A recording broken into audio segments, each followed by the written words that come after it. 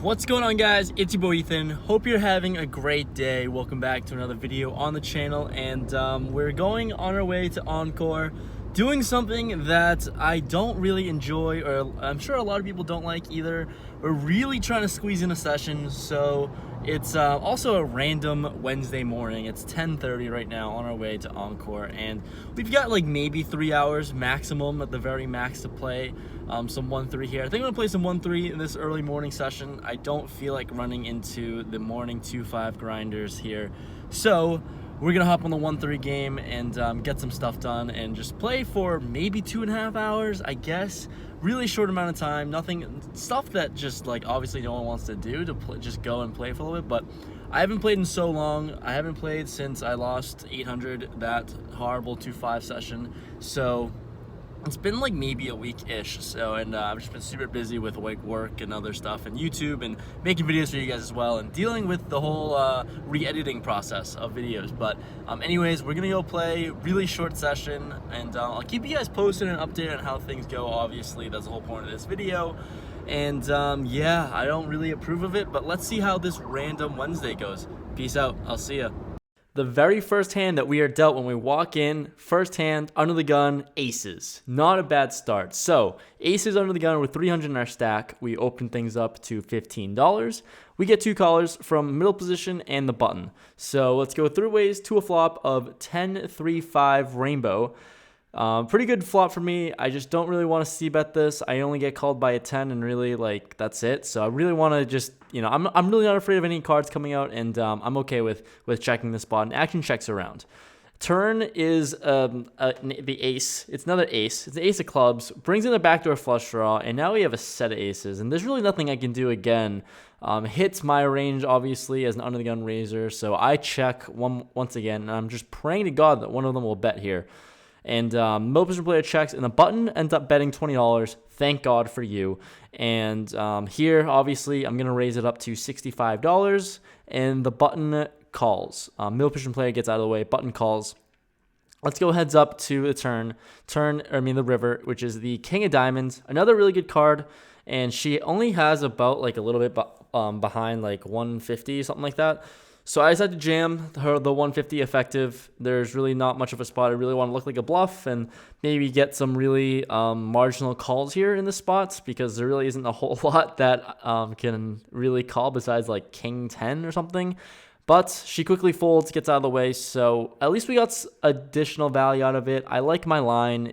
I'm just way too strong on this board to c-bet here, so it is what it is. Same orbit, 2 hands later, we're in the small blind with ace-queen offsuit. There are 5 limpers. We're playing 1-3, so 5 limpers to the button, who raises it up to $11, and way too small of a raise with so many limpers behind. I'm 3-betting here all the time to $45. Early position player, this is like my 3rd hand on the table, so I don't really know, but to me, he seemed like an OMC, so he calls, and everyone else folds. So we're going to go heads up to a flop out of position here against not a cold caller, but an early position player, OMC type, who called and who limped and called my 3-bet. So assuming he's got to be strong some of the time, flop comes Queen Jack 3 rainbow, not bad, and he's fairly short. I decide to bet $75. He has about like 100-ish on his stack from what I could see, so wanted him to either jam or fold, make him be in that kind of a spot, especially on a fairly connected board as well. So I bet 75. He ends up jamming the 125 total. I snap that off, obviously, with ace queen. So let's go to the run out and the showdown. Turn on the river is a 7 and a 4. Essentially bricks to a certain degree. He shows king high with king 10 of hearts, and we scoop that one. 2 hands later after that, we pick up ace queen of diamonds in the cutoff with 700 in our stack now, really chipping up, and there's an under the gun straddle. So that's always nice to see. There's 2 limpers to me, and with the under the gun straddle there, I'm going to raise up on the bigger side to $35 for a 1-3 game. The button cold calls and the straddler calls, also cold calls. So the 2 limpers get out of the way, and we get 2 cold callers, 1 in position and 1 out of position. We'll see how this goes. Flop comes Jack 9-5 rainbow. Action checks to me. I think I got to C-bet this a lot of the time, even though I just have ace high. I C-bet $55, and they both tank fold, which is really nice. That was literally the first 10 minutes of the session. I mean, I went through 3 hands, and I played, and I got 6. I've seen 6 hands so far, so I've been playing every other hand, and they both tank folded, which is nice. I don't know if that works out all the time, but I'm glad I'll take it down with ace high there. And yeah, we were running super hot the first 10 minutes of the session. Next hand we pick up, we have Under the Gun +2 with pocket eights. I open it up to $12, and a middle position player calls, and the cutoff jams $16 total. So not much to do, but we both call. So we are going to go 3 ways to a flop with 1 all in. Flop comes 5, 6, 7, 2 spades. Not bad. Pretty good flop for me. Open-ended with an overpair.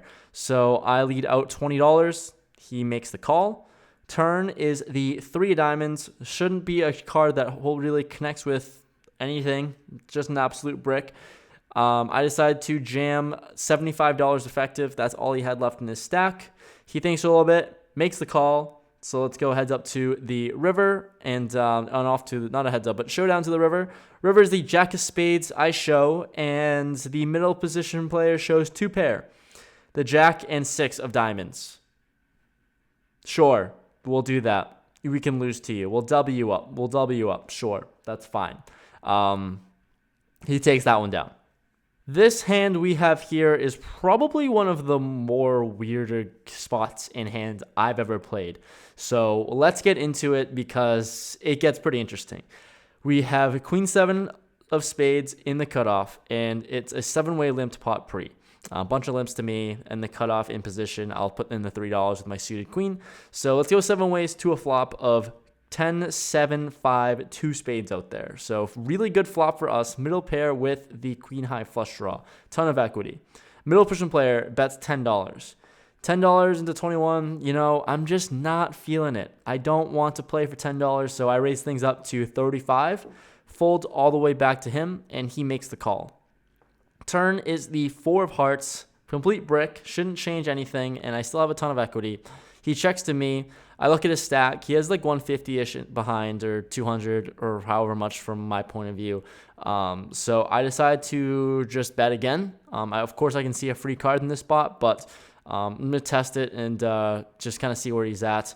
But obviously, I'm kind of betting for value, kind of a bluff, semi-bluff here at this point. I bet $75. And he thinks for a little bit and decides to make the call.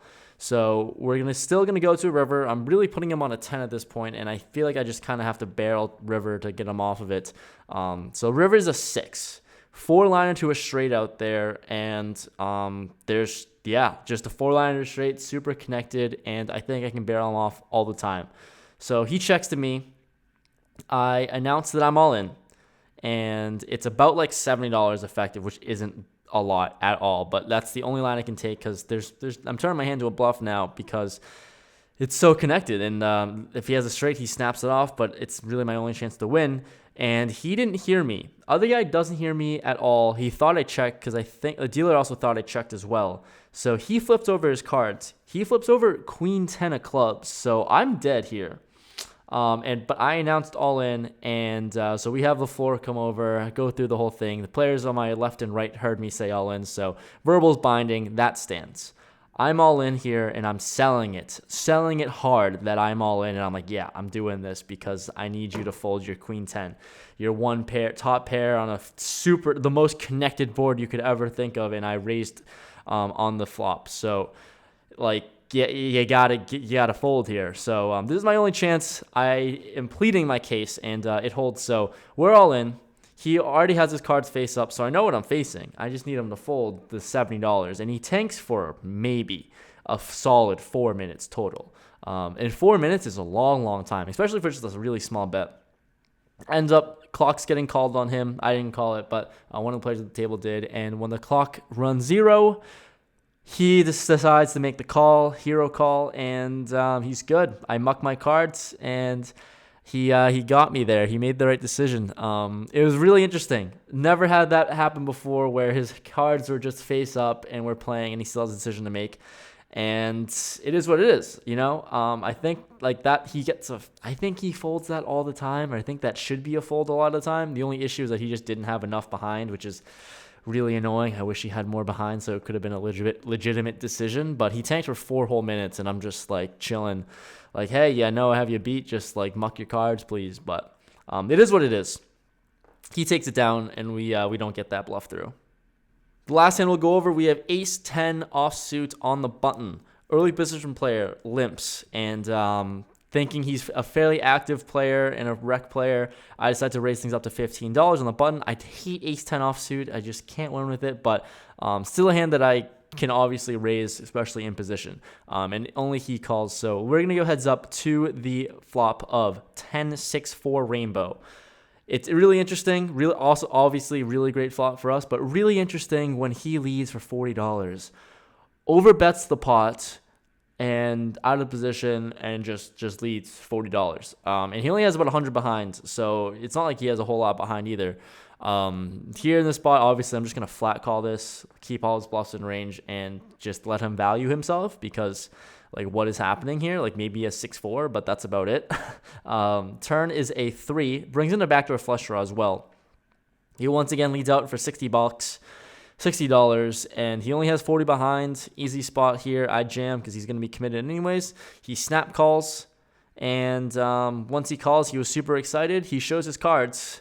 It's the good old 6-3 of diamonds. So we're probably not going to win this one. The river is a queen of diamonds. He scoops it up with 6-3 suited. That's how the session went. It's unfortunate, and you'll see how a little frustrated I am at the end of this video, at the outro. So that's how these hands went. I am not happy about the run out, but sometimes that's poker for you. Looking back on it doesn't make me happy, but I'm a little bit more calm than how I was when that happened, because I stormed out of the casino fairly shortly after that. So you guys can see the raw, unfiltered emotions afterward. Just cashed out of Encore, and let me hop in my car here. And one shout out to Edward, who I met just now in the lobby. It was nice talking to you. But man, this session was crazy.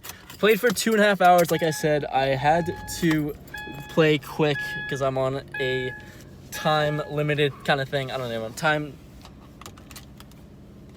my time was limited here, and only played for 2.5 hours, 1-3, and holy crap, dude, I can't believe I ran so bad. I'm fuming, a little annoyed. Shout out to Edward for kind of lighting up my mood a little bit, but still just, oh, Jesus Christ. So this last hand, let me tell you, I'm under the gun, very last hand I wanted to play, and of course I'm dealt a playable hand. So we get ace queen. Where's the exit? That's not the exit. There we have ace queen with the ace of hearts under the gun. I open things up to $15, and we get 3 callers. Middle position player, these big blind, and a late position player as well. So let's go to the flop 4 ways of ace, 8, 9, 2 hearts out there. So ace of hearts, nice card to see, and so I'm gonna go c-bet $40 here into 60. Middle position player, tightest player in the table the whole session. He's been value betting like super small. I don't know. He bets, raises me to 160, folds all the way back to me, and what am I gonna do here? Haven't seen him make a move like this at all, and to see him raise here is not ideal at all. So I fold with my aces and stuff like that. I'm trying to get out. I'm just trying to get out of this. Just wanted to show you guys. I got half a ticket. My mind's all over the place. I'm just fuming a little bit. Needed to take a walk. I'm kind of glad I walked away, but man, I was up 400 in the first 10 minutes of the session, ran just really hot and just picked up hands, cooled off, and then I just got sucked out, 5-outed, and we've all been there for sure. You guys don't need to hear me complaining about it, but these are just like my raw, uncut, unfiltered emotions right now, right after just taking a beating after being up 400. So I was out of the game for 232, in for 300, so a loss of $68. It's like nothing, but just the way it happened is annoying. It is what it is. That's poker for you. I'm gonna stop bitching and complaining now, but thank you guys for watching. Hopefully you enjoyed. I'll see you guys in the next one. Peace.